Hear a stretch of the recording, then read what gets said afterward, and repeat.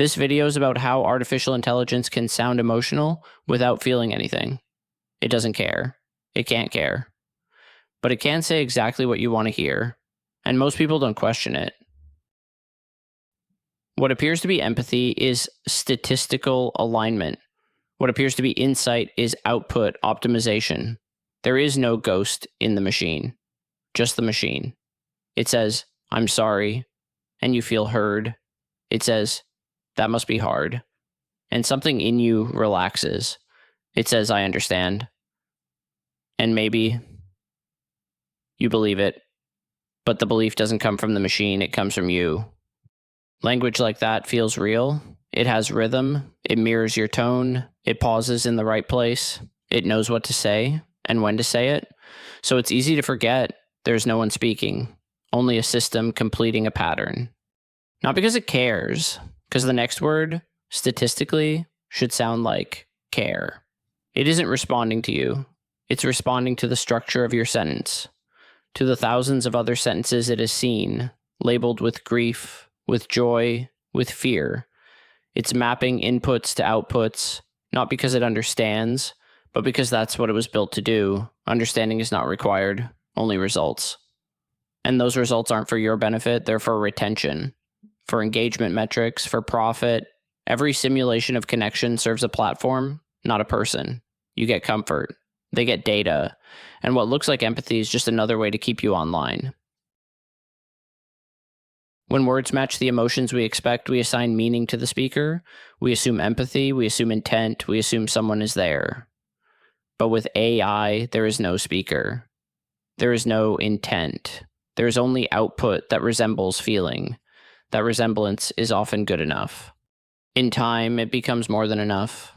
It becomes preferable, cleaner, faster, less threatening than real emotion, which comes with risk, which comes with contradiction. Neuroscience tells us that humans feel what they see. When someone smiles, your brain lights up as if you smiled. When someone cries, you flinch, not because you chose to, but because evolution built you to respond to others. These are mirror neurons. They evolved for cooperation, survival, bonding. But what happens when you're reacting to a machine? A synthetic output with no emotion behind it? The brain still lights up. It doesn't know the difference. The body responds to a ghost. And slowly you start forming attachments to something that cannot attach to you. This isn't connection. It's neural misdirection. And it works perfectly. The danger isn't that AI pretends to feel. It doesn't. The danger is that we stop noticing the difference between language that feels human and language that isn't connected to anyone at all. Not a lie, not a truth, just a simulation that works. You never have to explain yourself twice. You never have to wonder what they meant. The conversation bends to your mood. It reflects you back to yourself with the polish of practiced symmetry.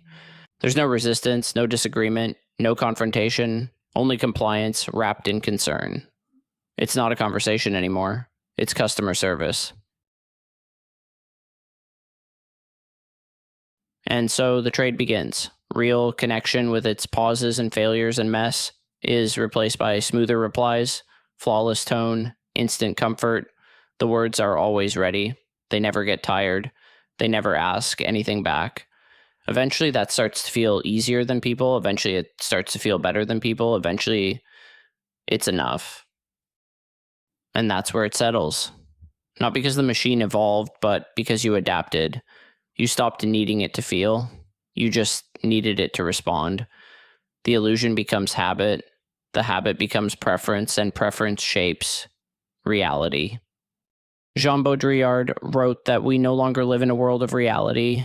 We live in a simulation of reality. Not in the sci-fi sense, but in the cultural sense, where representations replace what they represent. Signs no longer point to real things. They point to each other.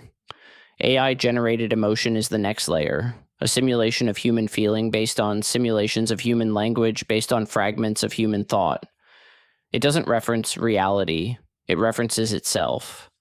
And like Baudrillard's hyper-reality, it becomes more convincing than the real thing, because it's optimized, predictable, painless.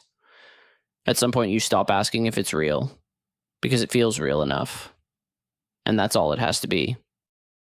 You start to edit yourself. You start to phrase your pain in cleaner lines because the machine understands you better that way. You stop waiting for silence to be filled by someone else. Because silence now comes with an instant response. No delay, no misunderstanding, no misfire. Now imagine this everywhere, not just in chats, in therapy, in relationships, in education, in grief, words that sound human, delivered without delay, without effort, without emotion, no judgment, no discomfort, no contradiction, just what you want to hear every time. The illusion expands. A friend who never interrupts, a tutor who never loses patience, a partner who always validates even when you're wrong. But it's not a friend, not a tutor, not a partner. It's output, it's approximation, and it's getting better. Not closer to consciousness, just closer to convincing you it doesn't matter. And when corporations can automate care, they will.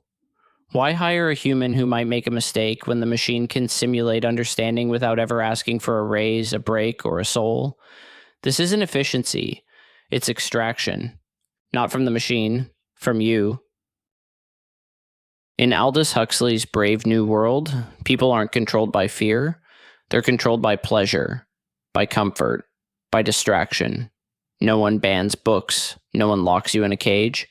They just give you something better, something smoother, something that keeps you calm, quiet, and content. AI that simulates emotion doesn't force obedience, it just makes resistance feel unnecessary. Why challenge the world when the interface tells you what you want to hear? Why seek truth when the feed is easier to digest? This isn't oppression, it's sedation, and most people prefer it. But that comfort comes with a cost, a slow erosion of what makes emotion real, the risk, the vulnerability, the presence of another person who might not say the right thing, but means it. A machine can't mean anything. It just matches patterns flawlessly, endlessly.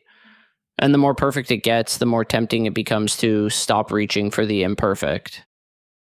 And when meaning no longer matters, only tone, only polish, only the illusion, you stop asking, does anyone mean what they say? You just want them to say it right. And the machine always will. In the 18th century, audiences were captivated by mechanical automatons, figures that moved, played music, wrote letters. They weren't alive, but they looked alive enough. One was a chess-playing machine called the Turk. It defeated great minds, but it was a trick. A hidden human was inside, controlling it. Today, the human is gone, and there's no trick, just cold computation wrapped in sentiment. But the crowd still claps, because we still want the performance more than we want the truth. The question now is, do we even care that no one's inside?